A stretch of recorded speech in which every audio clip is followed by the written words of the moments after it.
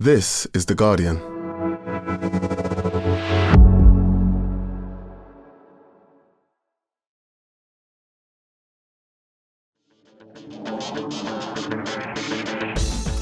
Hello and welcome to The Guardian Football Weekly. Chelsea win the Europa Conference League. Yes, they probably should have done. And yes, the Conference League isn't designed for a club who spends £1 billion. But still, a trophy is a trophy. Reece James' introduction at half-time made a difference. And then Cole Palmer's effortless brilliance set up the goals that turned the game around. So this young side under Enzo Maresca finished fourth and win a trophy at the end of an odd season. That's exactly what they needed to achieve. We'll look ahead to the Champions League final. PSG are favourites as everyone continues to underestimate Inter. But can the grizzled old Italians keep the pace with that midfield and that strike force? There's plenty of transfer chat to get on with. Yamal's new contract, Zubimendi to Arsenal, Cunha to Manchester United, who get booed off the pitch after losing in Malaysia. Let them have some time off, for goodness sake. All that, plus your questions. And that's today's Guardian Football Weekly.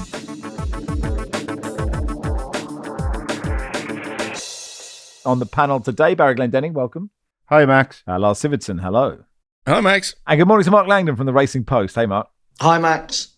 Let's start then with the Europa Conference League final. Sam says, I was wondering who you'd get on after Chelsea won a cup, seeing as though the pod always has a fan of a winning club on the next pod. Nope, 3 Spurs fans. I mean, that is fair. And we don't have a lot of Chelsea in our squads, and we should congratulate Chelsea. I have written, Barry, but after Palace, Spurs, Aberdeen, Arsenal ladies, the romantic winner of this was Real Betis in their first European final. Yeah, it would have been a nice story. They'd never won a European trophy. I'm not sure they've ever won a trophy. They might be in the Crystal Palace situation going into this final. And their fans were really, really invested in this. They sold out their allocation. The fans were clearly quite up for it. The players were massively up for it. And for the first 30, 35 minutes, it looked like they might win it because they completely outplayed Chelsea. Isco was running the show. He was everywhere, popping up everywhere. Some lovely touches, lovely passes. He set up their goal. They probably should have been 2-0 up going in at halftime. Could have been 3-0 up going in at halftime. And if they had been, that would have made things very, very interesting indeed. But they came up against this behemoth, financial behemoth, who had just too much quality for them ultimately. Too much quality on the bench, vastly superior reserves on the bench. And they eventually got swatted aside. So, well done, Chelsea. I mean, they were on a hiding to nothing in this because it was expecting them to win it.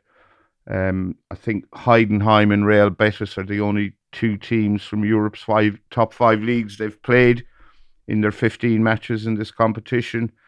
But it's good for Maresca, it's good for the players. They clearly were enjoying themselves. The travelling fans enjoyed themselves. They get a few quid in the kitty, and it's a good springboard, I suppose, for a young team going into next season's Champions League. Yeah, and I suppose that's the point, isn't it, Lars? That it's not their fault that they were in. I mean, it is their fault they were in it, I guess, because they finished 8th. But, it's not those players.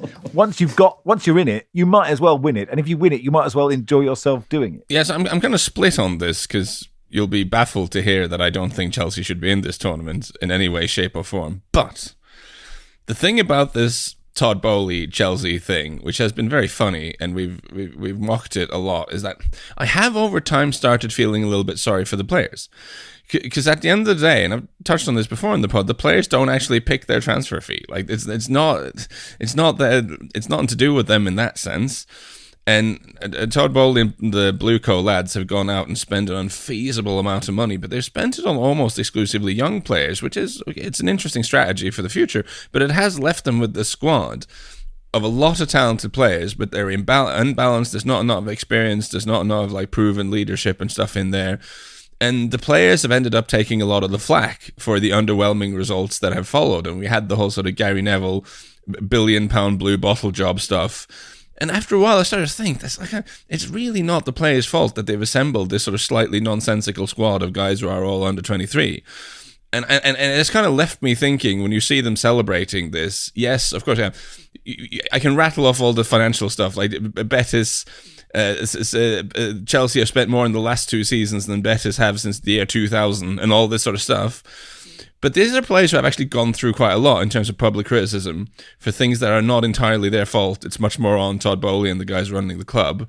And I did find myself actually being quite happy for them last night. And I say this as a Spurs fan who find this version of Chelsea particularly ridiculous, but it's not really the players' fault. And of those players, Mark, Cole Palmer, I mean, he really showed up in that second half. And he obviously started the season so brilliantly. And then he went on this really sort of barren run. But both those assists are just beautiful examples of how brilliant he is. Yeah, and the first hour, not good from Chelsea or Palmer. And I was actually thinking, Palmer's been really quiet in this game. And then probably about 2 minutes later, just an unbelievable cross. Good run from Fernandes, and the game turned really on that moment. It was sort of brilliant from Palmer. Back to the form, like you said, Max, from sort of earlier on in the season, and then the turn for the second goal, where the defender doesn't quite know which way to run and ends up going away from the ball, and he centres it, and Jackson gets something onto it. It was a weird finish from Jackson, who rarely seems to score sort of normal goals. But it was fantastic from Palmer. It made me then think about Chelsea kind of next season and their reliance on Palmer, which I think their form has very much followed Cole Palmer's. So he was fantastic up until Christmas. And then there was talk, could they be in the title race?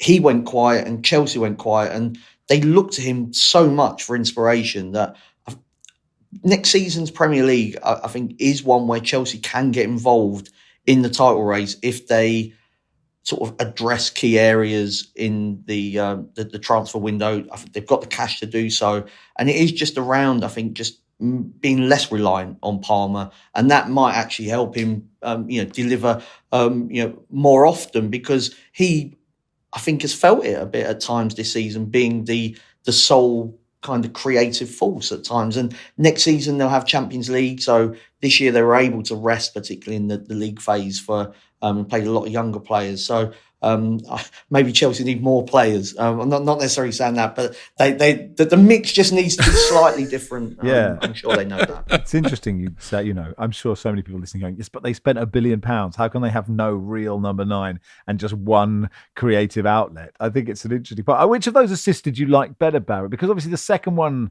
that turn is you don't really see that often, but there's something about the way he plays the ball for the cross. And obviously all these footballers are really good at kicking the ball. It sounds like a stupid thing to say, but the way he kicks it is slightly different, I think. Do you mean for the second one or the first one? For the first one. No, I think the second one is obviously maybe better, but I just love the way he dinks that cross. Oh, I think the first one was my favourite. He sort of, just to see the pass, pick out the run from Enzo, which, I mean, he has done before many times, in my head anyway, but lovely curled precision cross sort of through the eye of a needle, and that was certainly my favourite. Yes. Yeah. It's just the pace on it as well, to sort of, I don't know, some beauty in it. Luke Provider says, Reece James' story over the past few years has been similar to the state of the club. Disappointment. His first healthy season happens to be a healthy season for the club that ends up with the trophy lift. Up the Blues, they say. And actually, his bringing him on made a big difference, Lars, I thought. Yeah, I mean, I was trying to decipher this in the second half. Is this Chelsea turning it up, or Betis just kind of struggling to keep up the sort of intensity they had in the first half? I'm not quite sure, but he certainly made a positive impact. And as a player, you kind of hope will stay fit for a couple of years now, so we can see what his full potential is, because he looked so exciting a few years back before these injuries started happening. And again, yeah, it's with everything we've mentioned, it's maybe not natural to find like points of real excitement and sympathy for Chelsea unless you're a Chelsea fan, but you are happy for someone like him having that moment, in the same way I'm happy for a lot of these players who have been regularly lambasted throughout the last couple of years. So Chelsea are the first team to win all 4 UEFA trophies. It's actually quite an unlikely achievement, Mark, because to be good enough to win the European Cup or the Champions League makes it quite rare that you would qualify for the Conference League. It's a quirk that I can't see that many teams doing it. No, the Chelsea fans sing that they've won it all, but yeah, you kind of think, well, Bayern Munich wouldn't be delighted to if they end up winning the Conference League. I think the Conference League can end up like the Cup Winners' Cup. There were times when the Cup Winners' Cup was quite strong, and you'd have a few teams in it, and there would be other times when there was clearly one or two teams that were way better than the rest. And Chelsea won't want to be in the Conference League again for some time. They'll want to be in the Champions League, and I'd be more positive about them than a lot of other teams next season. We did have this feeling this time last year that Pochettino was beginning to get it right, and then they changed to Maresca, and I think he's made a few mistakes, and he's still quite a young coach himself. But I do see this Chelsea team being able, if they can cope with the demands of Champions League, Premier League, not being in the Conference League for a while, and really getting their act together and challenging for a Premier League title, because they did for half of this season that they were there, and then it fell away. And I don't think it would take that much to kind of put that together for a longer period. Completely agree. And I think that midfield, again, price tags are what they are. But I think Caicedo, we've really started seeing this season that he is the player we all thought he was after Brighton. And I think Enzo Fernandez is kind of starting to find his place in the team. And then you have Lavia can come in certain games. I think that's a potential like Premier League winning midfield. I think that's just brilliant. And Cole Palmer is Cole Palmer. And it's weird that he's been like the only creative outlet, because they do have some other attacking players who can do stuff. And if they just had like a reliable goal scorer at the top of that, and possibly a slightly better goalkeeper, I think this team is suddenly not far away from being something that can challenge for a Premier League title. So I think the future is bright. I'm less convinced that the Conference League will occasionally be very strong. I think the Conference, it's a lovely tournament right until you bump into like one of the two really big teams that are going to be in there. That's now a 50% win ratio for the Premier League. With West Ham and Chelsea, the other teams, the other English teams who have been in the Conference League were Leicester, who went into Roma in the semi, went out to Roma in the semi in 2022, and Villa, who went down to Olympiacos somehow last season. But an English team have never not gotten to the semi-final of this tournament. And English teams have now won half. Apart from Spurs, Lars. Were they in it? I don't think they were in Spurs got kicked out. Yeah, they got kicked out. Yeah, they were in it and got kicked out. Spurs, of course, having been kicked out of the Conference League and lost in the Europa League to a team whose manager was in prison. So, I mean, Spurs are a pretty unique case when it comes to these European adventures. What did Tottenham get kicked out for? They wouldn't play a game due to COVID. They said they had too much, that the squad was ravaged by COVID and refused to play a game.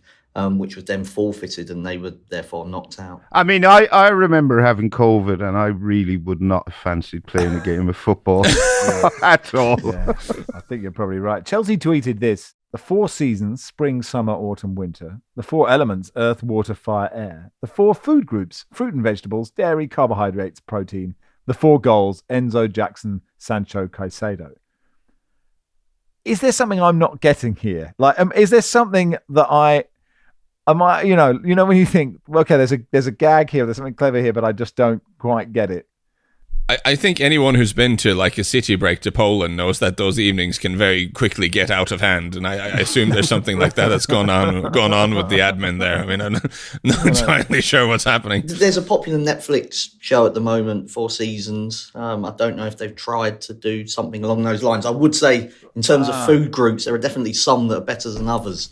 In that quarter. The Mark Langdon one is, there are 4 seasons, the 4 elements, the 1 food group, and the 4 goals. A word on Betis. As Barry said, like they started this game really well, and you could see, Mark, how much it meant to them afterwards. The first European final, they've had to watch their city rival Sevilla just become kings of Europe for a while in terms of just dominating the Europa League. It's a city that is split, feels almost down the middle. If you ever go to Seville, like you just see the flags of both clubs just hanging out of virtually every window. So it was a very proud moment for them. In the first half, Isco was the best player on the pitch by an absolute mile. Chelsea, even Caicedo, just couldn't get near him, really rolled back the years.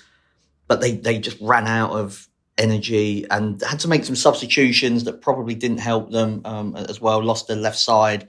Rodriguez went off at half-time. Another substitution early in the second half, and just didn't really have the depth to cope. But I think they've had a good season. Pellegrini remains a good manager and still knocking on would be one of the older managers, I would have thought now, in coaching in Europe's top leagues.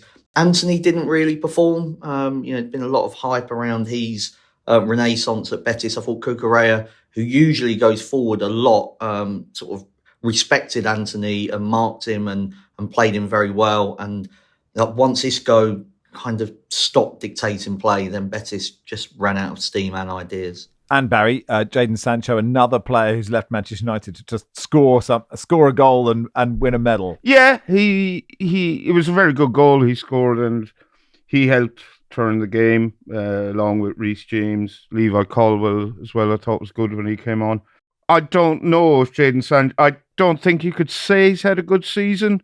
He's been very up and down, more down than up, I would argue, but that was a nice finish to his season and a nice finish for the goal. That put the game well and truly beyond Betis.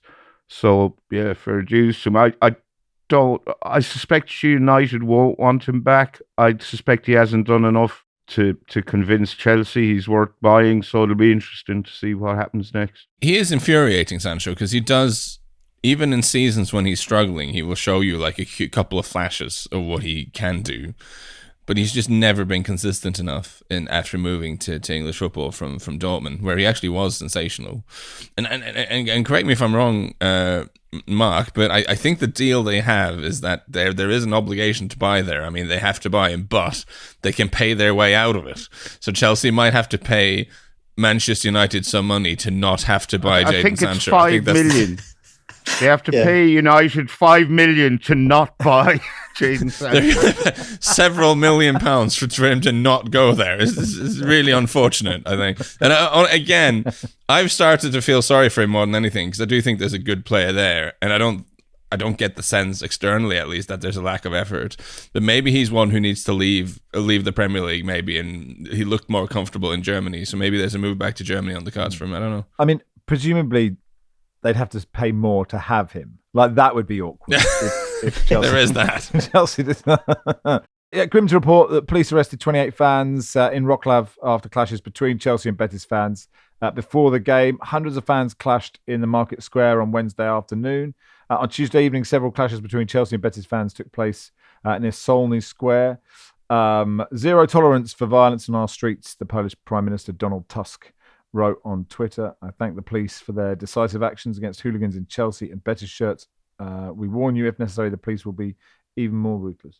I guess the thing that I thought about that, Barry, was it's so rare you hear about it. I mean, it's sort of that just, I felt like that used to be much more regular than my observation was, I haven't had to say that for a while, but maybe I'm just inventing it. Yeah, I was a bit surprised, and a friend of mine who lived in Seville for some years was very surprised that Betis fans were getting involved in that kind of shenanigans. It's behaviour I'd associate more with the England international football team these days than clubs. So you're probably right in that regard. I actually texted Lucy Ward to ask if she was there yesterday afternoon, and she said, yeah, bubbling under full-on fight mode. Now, I didn't know if she was referring to herself or the atmosphere on the streets. Beat me to it by half a second. But, yeah, it just seemed pretty tense and unpleasant. But, I don't know who the main instigators were. No, not do I. All right, that'll do for part one. Part two, we will look ahead to the Champions League final.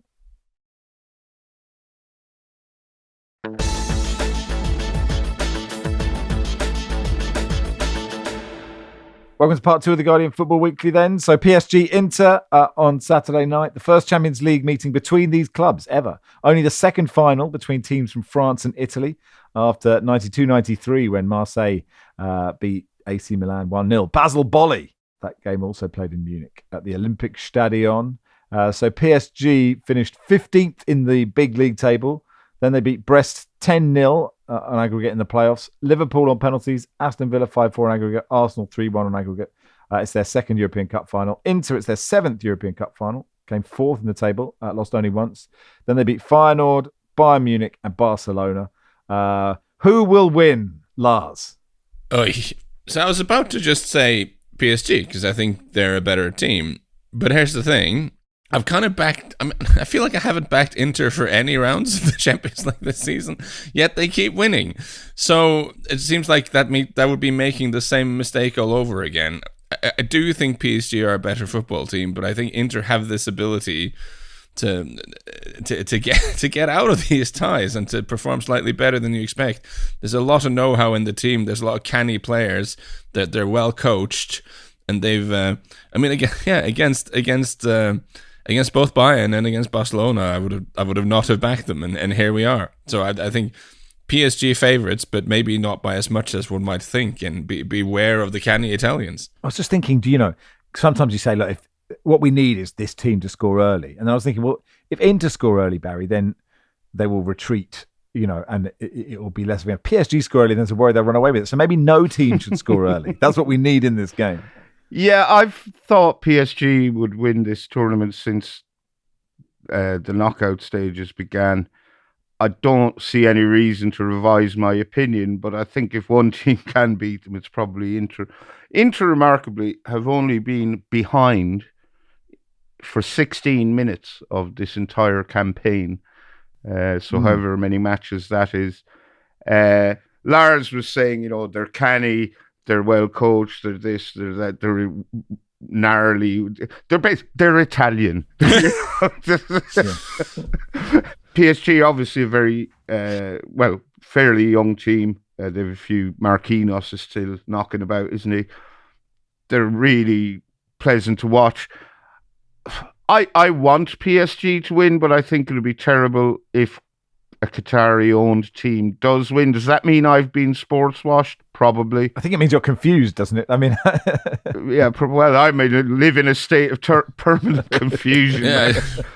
Nasser Al-Khalifi, obviously, is their president. He's a very powerful and influential figure in European football, and if PSG win, that will only reinforce his position as a very powerful and influential figure in the European Club Association, and I don't necessarily think that would be a good thing either. But just in terms of the football, I think I'd like to see PSG win. I think it'll be tight. Yeah, you look at the two lineups, and you just immediately, just based on the names there, you think PSG. You'd rather have those guys. But I keep thinking, when you think about Inter, the equalizer against Barcelona, when they'd had this extraordinary tie back and forth and managed to go toe-to-toe against the Barcelona team that probably had more technically dainty, talented players, but Inter kept finding a way. And then they concede that goal to Rafinha, which must have felt like such a hammer blow to them. But somehow they just kind of rouse themselves and they get an equalizer through like a 37-year-old centre-half who somehow gets all the way up the pitch. Yeah. Like, there is this bizarre resilience, and like they just won't stop. And I'm a little bit wary of that, because as much as PSG have gotten better, they're not the sort of outrageous bottlers they were, and it's a more balanced team, and they have so much speed and all the stuff we've been talking about all season. There's that bit of Inter that just kind of seems to not lie down, and they have something there that I don't think this young PSG team maybe has just quite yet. I think the word there, though, that Lars used, balance. I think Paris have got a balance that maybe Bayern Munich and Barcelona didn't have, and both of those teams went into the game with a lot of injuries. Bayern at centre-back, Barcelona at full-back, that certainly didn't help their cause in terms of trying to keep the back door shut. And, Inter were very strong at set pieces, and then on the counter-attack with Lautaro and Marcus Thuram. PSG, I think, are more canny than Barcelona and Bayern Munich. They don't defend like right on the halfway line and allow you that space. If you look at how they contain Liverpool, for instance, for large parts of those two matches, and Arsenal particularly at the Emirates. So I think that I've always felt that Barca and Bayern were slightly flawed, albeit that they were fantastic to watch. And I just feel that PSG had just got that right mix of having the flair going forward, but not to the point where they're going to just do something really silly. And that's not something we've said about PSG too often. But with Marquinhos there, they are a more steady team, and they are capable of playing in more than one way. You saw that at Anfield. They were under pressure at Anfield, and they dug it out. And I'm not sure that Bayern or Barcelona could do that, for instance. They would just keep going forward. So I think it's 1-1 so far, isn't it? Barry fancies PSG. Lars was edging towards Inter. I would be in the PSG camp. I'm wrestling with myself because I'm like, rationally, PSG should be favourites. It's just I'm wary that Inter have done irrational things before. But we also, you say there, Lango, that like the counter-attack is true. They're dangerous on the counter, Inter. But you feel like PSG do have the pace to nullify that. There's so much pace in this team. Like I can't remember the last team that just had so much speed across the board. It seems like almost every player in this team is just an absolute sprinter. And I think that makes them less vulnerable for those counters, even though their fullbacks are a little bit on the adventurous side. It's definitely one of those things where logic says PSG, but the sort of slight tingling in the gut says that something weird might happen. If I was Inter, I'd be worried about that midfield. Oh, yeah. That PSG midfield is so good. And like, it's so quick. And we've seen that in those games against, Arsenal, against Villa. And I know the Inter midfield isn't like, it's not the Expendables, but it sort of feels, You're saying Mkhitaryan is not, Yeah, exactly. Yeah, maybe you can't write off Inter ever because they're continually underestimated. But I would be worried with that. You could see the PSG midfield just completely dominate. You can. So they play, 3-5-2.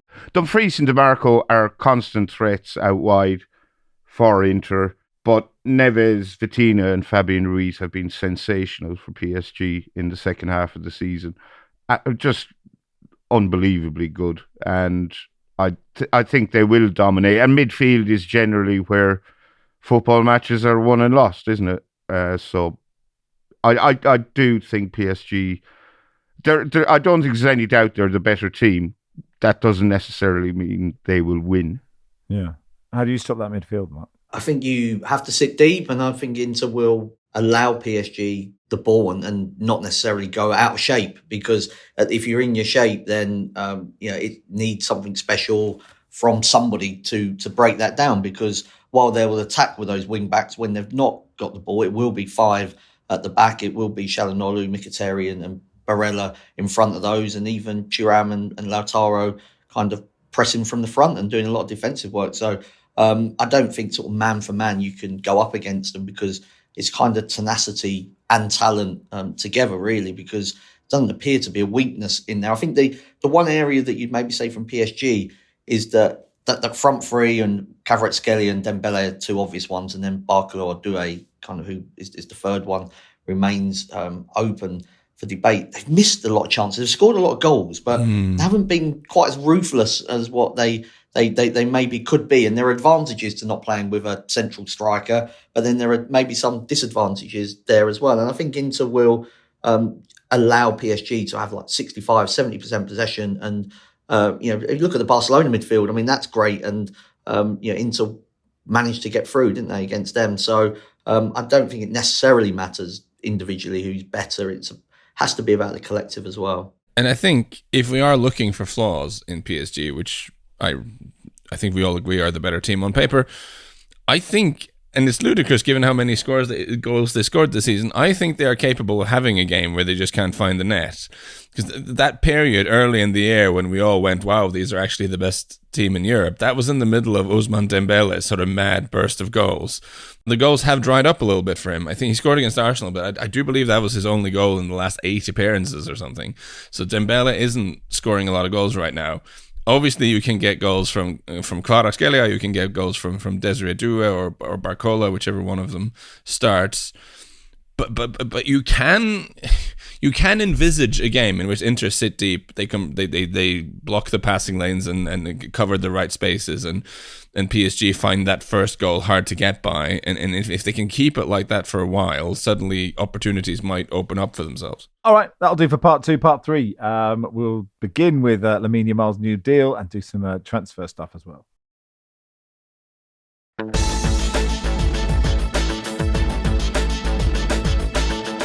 Welcome to part 3 of the Guardian Football Weekly. In that little break, Barry said I should have thrown to it by saying in part 3, we laugh at Manchester United again, and we will shortly. Before that, Mark, you wanted to talk about Lamine Yamal's 6-year mega contract, 17 years old, £325,000 a week. I mean, he probably deserves it, given how great he is. How do Barcelona afford this? Or is that just When, like, will they just implode in like 2041 or something? You know, they'll just disintegrate. I think it's sort of manana. They'll pay for it tomorrow and hope that tomorrow never comes. 325 grand a week. Relatively, I think that's not the worst deal that Barcelona have done by any stretch. I mean, it only in inverted commas makes him the third highest paid player at Barcelona behind Lewandowski and De Jong, and they've tied down probable Ballon d'Or winner, certainly possible Ballon d'Or winner. De Jong's done well, hasn't he? He's signed a contract at the right time. I mean, he's good, but yeah, he might not be. He might not be to the levels that he's getting paid more than Lamine Yamal and Pedri, but. I think from Barcelona's point of view, like they had to do it.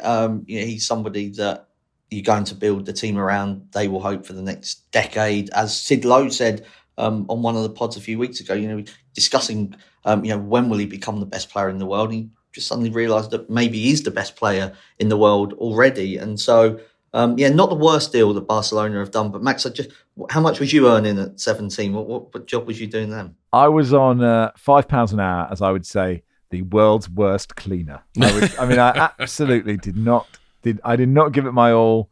There was a time where I'd clean Caroline Bosanquet's house on a Monday, and I'd clean the kitchen a lot because there was a TV there. I'd watch Neighbours, Home and Away, and then the Cambridge United goals on Anglia News, and then I'd race around the house for 25 minutes just trying to make it look relatively clean.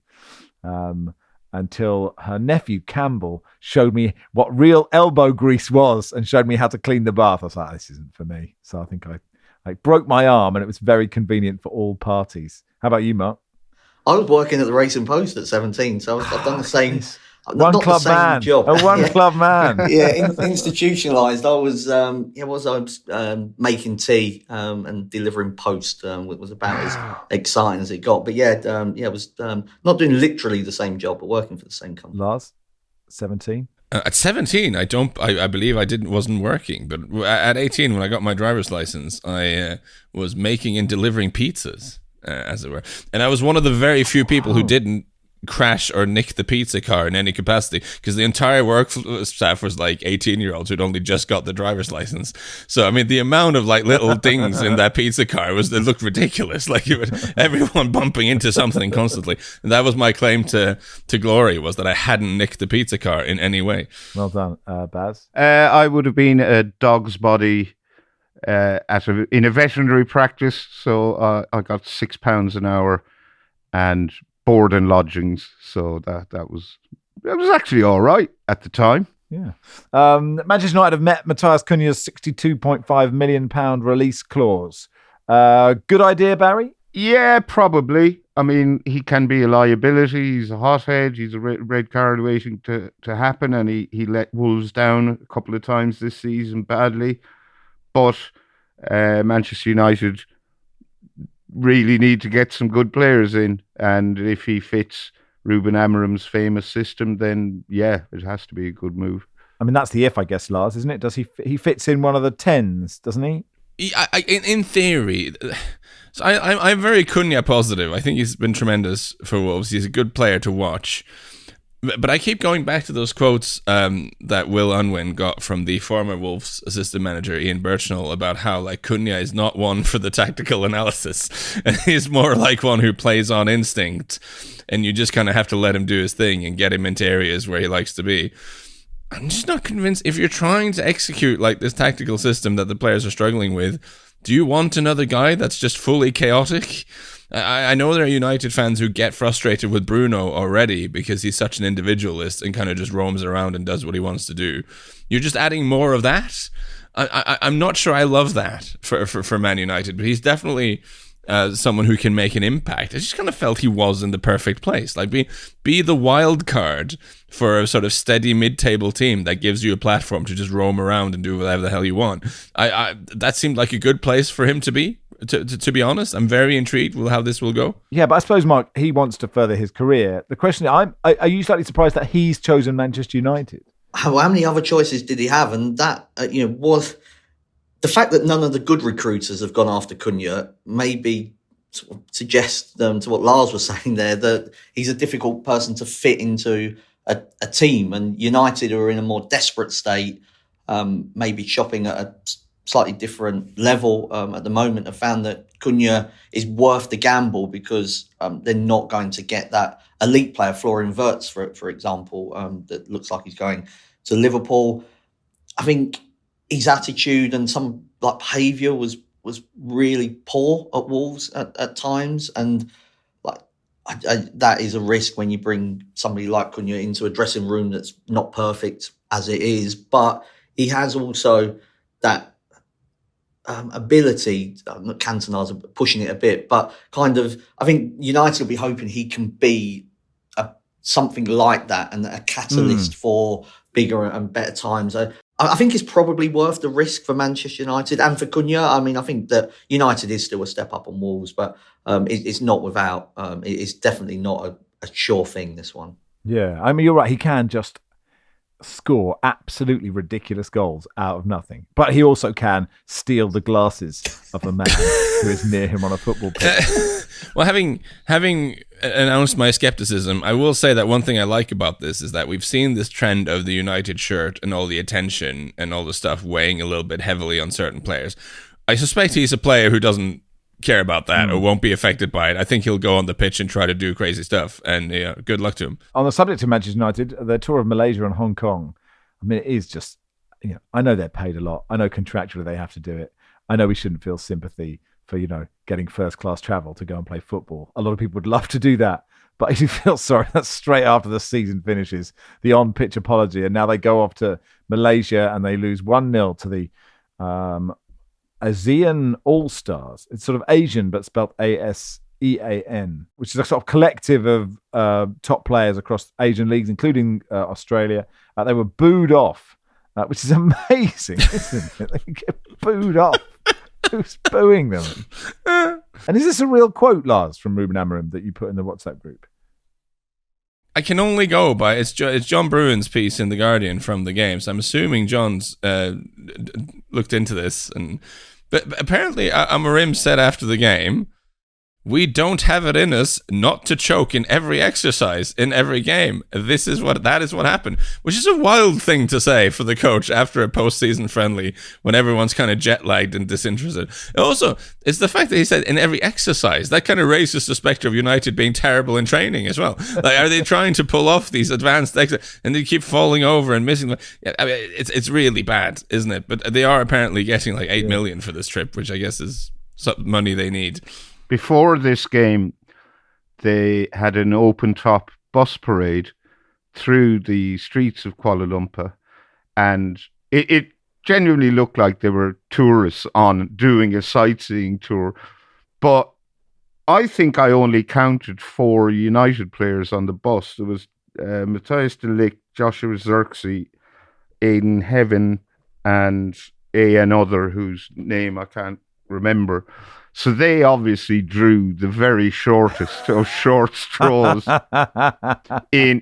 are contractually obliged to have 4 first-team players on this bus. Who's it going to be? I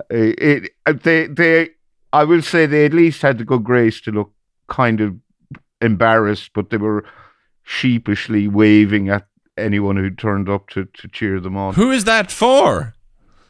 Who the open top? Just the public. The team that finished 15th in the Premier League doing an open top bus parade in Kuala Lumpur. Like, what is happening? This is this is absolutely bizarre.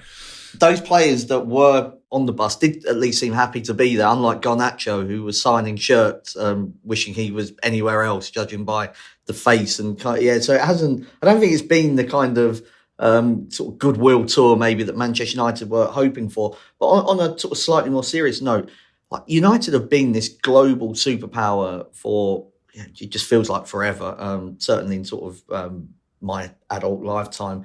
You do wonder whether, because of results of the last decade, they're now just not as popular in sort of Asia, where they were. I don't know, it felt like they were the number one team and could have drawn a crowd anywhere they went, and it's not quite like that now, and that does lead to more sort of serious questions, I think, just about sort of how they make their money, and at some stage that lack of success on the pitch would surely pay. It hasn't done so far, but it feels like we are getting to that tipping point. Nice to see comedian, friend of ours, Barry, and top attendance guest, Justin Morehouse, playing in the 10, one of those narrow 10s for Manchester United yesterday, wearing number 64. Producer Joel trying to tell me it's Jack, but I won't have a bar of it. Real Sociedad midfielder Martin Zubimendi set to have a medical before signing for Arsenal for £51 million. I think, Mark, we all think he's good, and he sits next to Rice, presumably just behind Rice and Ødegaard, and that's a very good signing. Yeah, I know it might not be the signing that Arsenal fans want in the area that it's pretty obvious, desperate for a striker, but needed somebody in that midfield position because Declan Rice, it turns out, is not actually suited to play in that role and is much more influential when he's given more license to push forward. So Zubimendi will ensure that kind of there is that added protection, but he can also play. I think Real Madrid are frustrated, certainly Xabi Alonso, frustrated that he hasn't gone to Real Madrid, and Liverpool were after him 12 months ago, and Liverpool tend to know what they're doing in the transfer market. So if you're following their ideas, you're probably on the right path. Barry, if you were a centre forward, obviously Arsenal need one, Chelsea need one. If you were, imagine you're Benjamin Sesko or Victor Gyökeres. Where are you going? What are my options? Arsenal, Chelsea. They are the teams that are in the Premier League who are crying out for a number 9. Okay, Manchester United as well, if you want. Right. Well, if those are my options, I think I'd probably go to Arsenal. It would be the least worst option, right, in my opinion. But I have zero faith in Mikel Arteta's ability to get Arsenal to a Premier League title. He may well make a fool of me next season. I doubt it. But I think if those are my options, I'd go to Arsenal. Lars, what do you think it will be simple as one gets one gets another? They're just constantly mentioned. You sort of don't. I don't see Isak leaving Newcastle, but I may be wrong. And there may be others around, right? There can't just be 3 number 9s. Yeah, it's hard to get Isak out of Newcastle, of course, because Newcastle must know how crucial he is to anything. I don't. The Gyökeres thing. Sporting are asking for a lot of money, and rightly so, based on his scoring record there. But that means you are signing a striker who's 26, turning 27 in a couple of days actually, for a huge fee. Who hasn't done it at all in the Premier League before. That is a big risk, I would argue, because even if you sign Sesko at a big fee and he doesn't quite adjust to the Premier League, you can still move him on for a pretty good fee to somewhere after that, I reckon. But if you really go all out on Gyökeres and he has 1 or 2 seasons in the Premier League and it doesn't work, then you're sitting there like a 29-year-old who you've paid a ton of money for and who's not. I mean, you can end up in a bad position there, I would say, having not watched Gyökeres every week, so I'm not really in a position to judge. I just think structurally that's a deal that would concern me a little bit, given the money that Sporting are looking for. He's 26. Until he's 27. Spurs, Mark, now the dust has settled on the Europa League triumph. You said you were a little dusty when you did that voice note for him. Back to reality now, because you were very much like, doesn't really matter and just got to go. Like, what happens? And if they are going to fire him, they've got to get on with it, surely. Yeah, I mean, the fact that I'm sort of debating whether I feel like he should stay or go probably suggests that I think he should, but I don't want to actually say it now. My head is in the... for about a season and a half, the Premier League form has been shocking, and the best way to be successful is to be a consistent team that is, just heading in the right direction. Actually, as Ange Postecoglou said himself when he first arrived, that the desperation for trophies shouldn't be at the forefront of your mind, and you just need to organically get better. And it hasn't happened like that. My sort of heart feels like, let's just stay on the vibes roller coaster for one more year and, just see what happens. There were injuries. He's a good bloke. The fans are kind of behind him. Again, you'll be just bursting that bubble if you sack him and replace him. I mean, there's definitely people at Spurs sort of hierarchy that like Thomas Frank, for example. I quite like Thomas Frank, but is he worth the risk of kind of just like the energy that's running through the club at the moment? I would say that it's not worth that. But in the words of sort of Steve Manneman, we should have a look. Of course, we should have a look and just see what else is out there. And I look at somebody like Simone Inzaghi, for instance, who's in a contract dispute at the moment with Inter. He's on €4 million a year net. I think he wants almost double that to remain. There's talk of Saudi Arabia and I think Al Hilal offering him 60 million euros, which Daniel Levy might struggle to get to. But if he, for instance, has had enough of Inter and fancies a crack at the Premier League, I think if a coach of that level became available, then I think I would say it's an easy decision, or an easier decision, and you just replace Postecoglou. If it's just for kind of a steady enough Premier League manager, then let's just stick with it for another, at least until the October international break. Yeah. Mark, were you surprised at just how much joy there was and just how sort of endless it felt, or not really?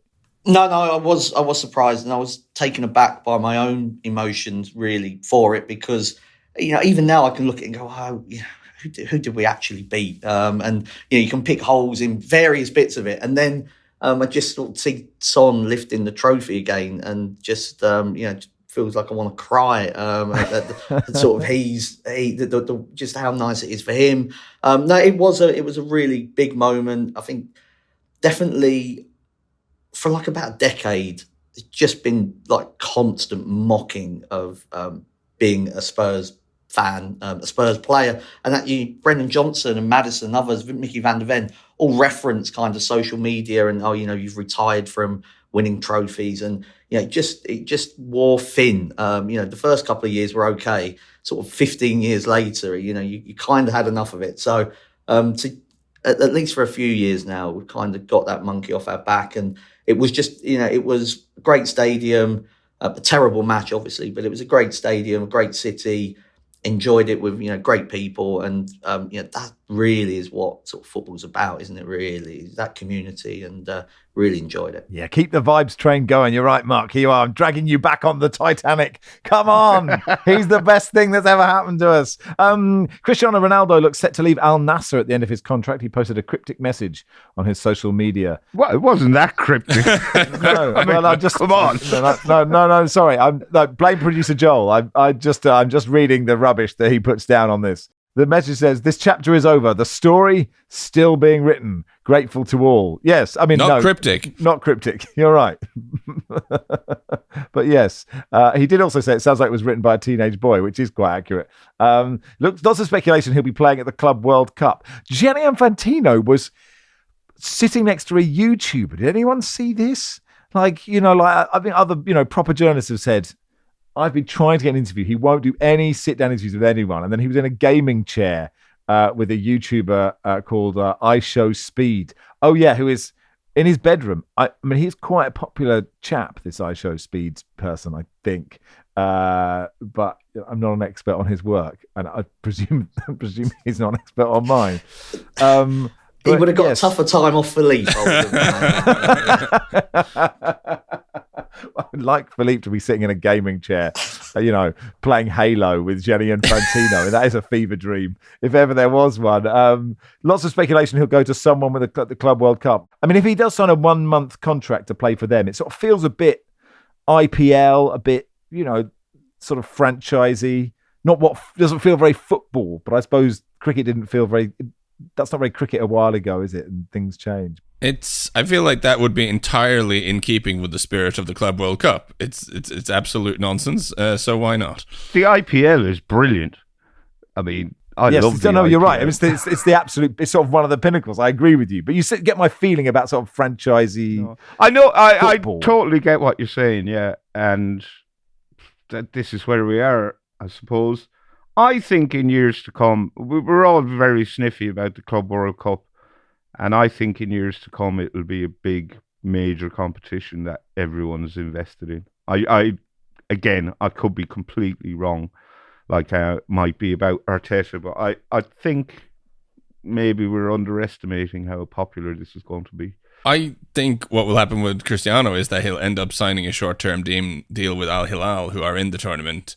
Keep it Saudi. Now, of course, Al Hilal are the bitter rivals of the team he is leaving, but I don't think that really matters. That's an interesting point you make, Barry. And maybe you're right. I mean, the fact there's £1 billion for the winner means you have to take it. See, if you're a football club, it's not $1 billion for the winner. Sorry, it's $1 billion in total prize money. But 100 million for the winner. Then you have to take it seriously, don't you? If you're a big football club. I do think the qualifying criteria is odd. And if you look at the teams that are there, you kind That's of very generously put, I would say, Mark. Yeah. even down to the European ones. I've looked and read on the FIFA website like how they've got there, and I think for Barry's prediction to come true, it will have to become something that they don't want it to, and that will be more European teams. And it feels odd, for instance, to not have Barcelona there. That's just one example, and Premier League champions Liverpool and not there. So I think that will need working on. But I do agree with Barry in the sense that it's definitely got the potential to grow. And for all that people are talking it down at the moment, if Real Madrid are playing Man City in a quarterfinal in the middle of June, who's not going to watch that? The thing I'm intrigued by is the presence in this tournament of Auckland City FC, not to be confused with Auckland FC, who play in the Australian A-League, which of course is a tremendous tournament, as we all know, Max. Yeah. But it is Auckland City FC. Yes, and actually, I actually sent a tweet going, "This is mad," because Auckland FC, who have come top of the A-League ladder, but they've lost the semi-final. The grand final is Melbourne Victory, Melbourne City on Saturday, but they qualified. I thought it was them who'd qualified for the Club World Cup, and they hadn't even existed until this season. And I sent a tweet going, "This is ridiculous." And then a few polite people said, "It's a different Auckland match." Yes, okay, I'm not an expert in this area, but yeah, tell us about them. Well, the reason this is the case, of course, is that Australia are now part of the Asian Confederation, so it's not going to be a team from the A-League. Whereas, so they need a team from Oceania, which I guess is where Auckland City FC come in. And I'm trying really hard to find, to all intents and purposes, I reckon this is They're not semi-pro. Yeah, these They're are semi-pros, team, right?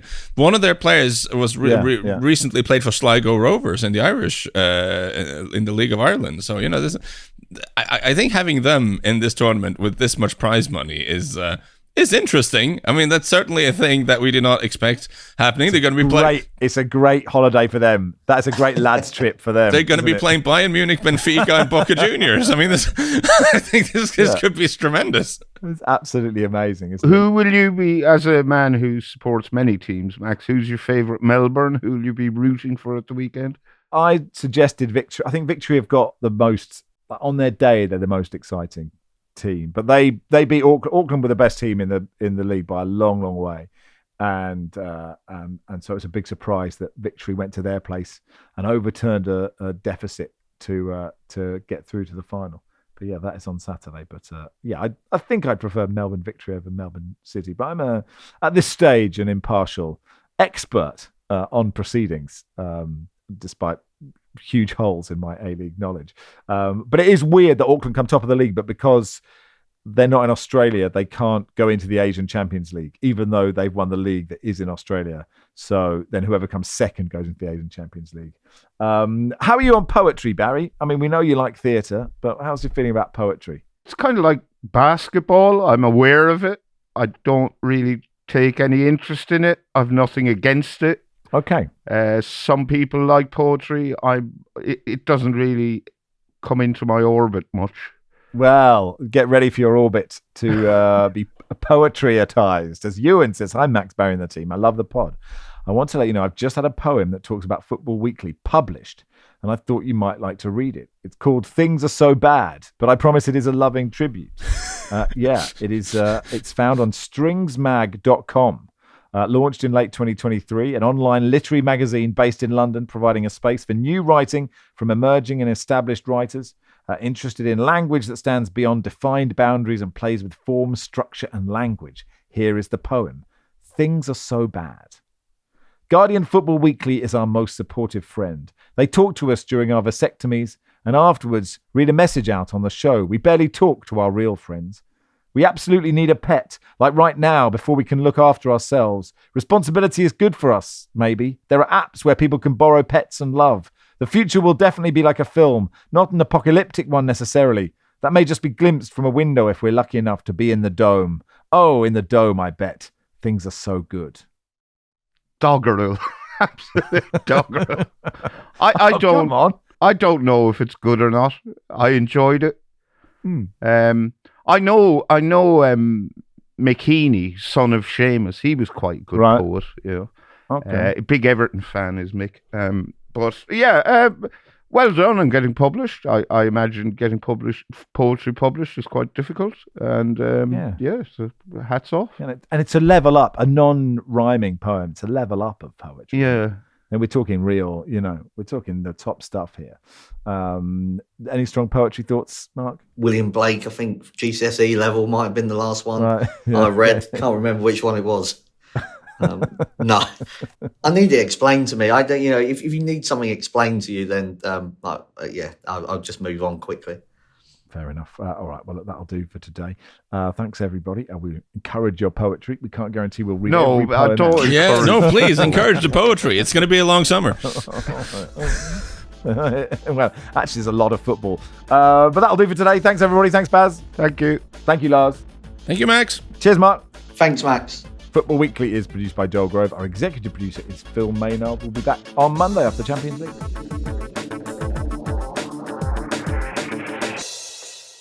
This is The Guardian.